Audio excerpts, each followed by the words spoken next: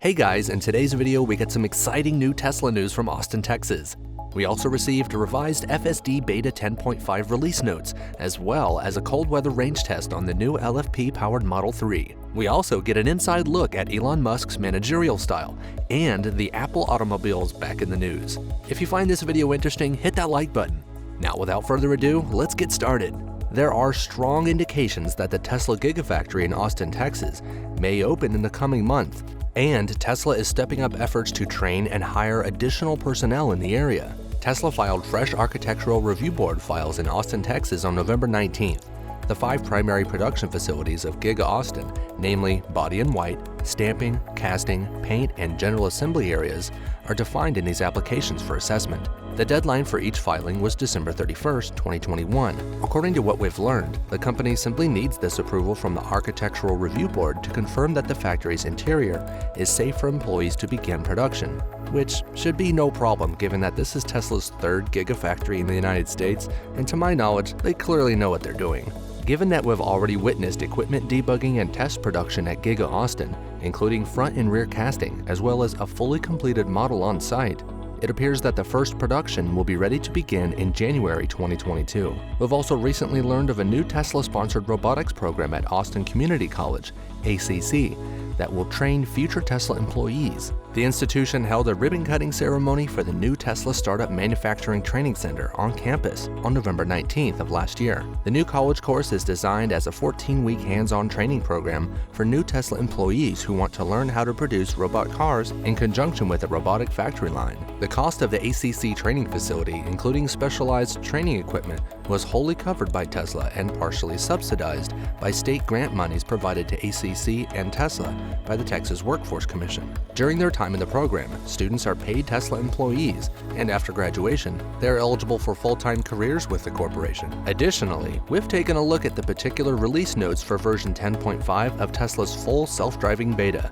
which is currently being rolled out to testers. Tesla states in version 10.5 that they've enhanced static world detection for things like lane markers, road boundaries, cones, and road signs. They've also improved lane change and merging behaviors, allowing for more aggressive lane changes in tight scenarios and enabling behavior to lane move away from merging autos. Tesla is now including certain particular metrics in its release notes, such as the percentage improvement in some aspects and the number of extra tagged video clips added to each neural network. With version 10.5, we also see a note that Tesla has added a new emergency collision avoidance maneuvering feature that will run in shadow mode. This means that the car won't really undertake the maneuver, but it will be on the lookout for real-world scenarios where it might be required.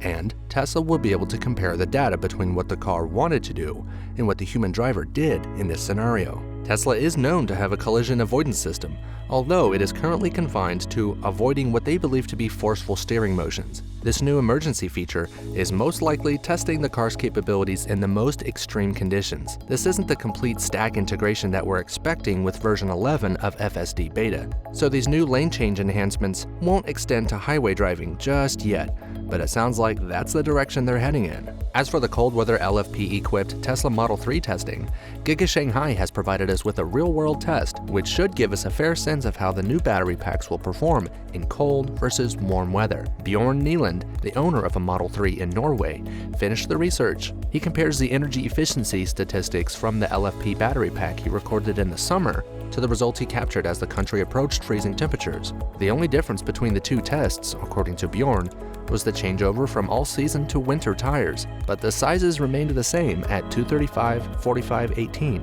The winter test was conducted at a temperature of 1 degree Celsius, 33 degrees Fahrenheit, at a steady speed of 90 kilometers per hour, or around 56 miles per hour. Bjorn registered a 29% increase in energy usage over his summer performance. At a cruising speed of 120 kilometers per hour, or approximately 75 miles per hour, he reported a 20% increase in energy consumption over the summer test, resulting in around 16% less range under winter circumstances. So yes, there is a measurable difference. Are you wondering what it feels like to be an employee of Elon Musk? Well, it so happens that some of Tesla's internal emails have been leaked to CNBC, and they provide a fascinating glimpse into what it's like to work for Elon Musk. The company's emails, both written by Elon Musk and sent to all Tesla employees, are from the first week of October of last year. The first email concerns what actions a manager is permitted to take when Elon provides specific instructions. You have 3 options: tell Elon he's incorrect, which he confesses to doing from time to time, request more explanation from him, or follow the guidelines. Anyone who does not follow one of the 3 pathways must resign right away. Obviously, this may be interpreted as Elon being a strict or tyrannical leader. Many in the media are using it to paint him in that light, but if you can get past the bluntness of the approach, it appears to be a fairly reasonable way to run a business. If you can't agree, you can explain why. If you don't understand, you can ask for more information. If you agree and understand, but still don't want to do the work, you should go home, that's it. The second email reveals a little more of Elon's laid-back side. Elon says an associate inquired if it was alright to use one earbud while working on the floor. He says that's fine and that he encourages music in the workplace. He even believes that playing music through the speakers is fine as long as everyone in the vicinity agrees on the genre. In his words, "If there are any other things that you think might improve your day, please let me know," Elon writes at the end of his email. He goes on to say, "I'm really concerned that you enjoy coming to work every day." Now that's a really kind thing for your boss to say, and it shows how much he actually cares about his employees' sentiments. It's fascinating to learn more about how Tesla's communication system works. Everyone is allowed to communicate with Elon at any moment, according to the leaked edition of their Not a Handbook handbook, and this appears to strengthen that open communication approach. And last but not least, I'm sure you've been looking forward to this, the Apple Car has made the news once again. And this time, we're hearing that the yet-to-be-released electric vehicle will be fully self-driving when it arrives. We know that Project Titan is a legitimate Apple division that is claimed to be working on an electric vehicle and has been working on something for years. It was previously led by Doug Field, who served as Apple's Vice President of Special Projects for 3 years before leaving in September to join Ford Motor Company. Kevin Lynch, who was previously the head of software for the Apple Watch, is now in charge of Project Titan. Lynch is said to be pushing for the Apple automobile to be released with full autonomy. According to a Bloomberg story, Apple is planning to unveil an electric automobile in 2025. They claim that Apple's ideal automobile would be supplied without a steering wheel or pedals, and that, according to those acquainted with the situation, Apple has nearly completed development of their own self-driving chip, which may soon be put to the test on the road. These kind of claims about the Apple Car appear every year or so, and they always come from an anonymous source within the company. But we have yet to see any real-world development from Project Titan, which is strange because we know that Apple has been working on it since at least 2014, if not longer. We also know that Apple has a fleet of 69 Lexus SUVs in which they are now testing autonomous car gear. However, if there is a true Apple car, or even a prototype, they are doing an incredible job of keeping it hidden. If this latest story is accurate, Apple would be the only automobile manufacturer, aside from Tesla, to provide a fully self-driving consumer vehicle. Apple's artificial intelligence section and hardware development are not to be overlooked. If they can get their act together, they should be able to produce a fantastic electric vehicle.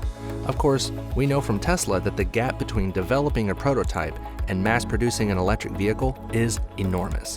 What are your thoughts on this? Is the Apple Car a real thing or simply a piece of vaporware? Let us know what you think in the comments. Did you like the video? Give us a like, and don't forget to subscribe. We'll see you in the next video.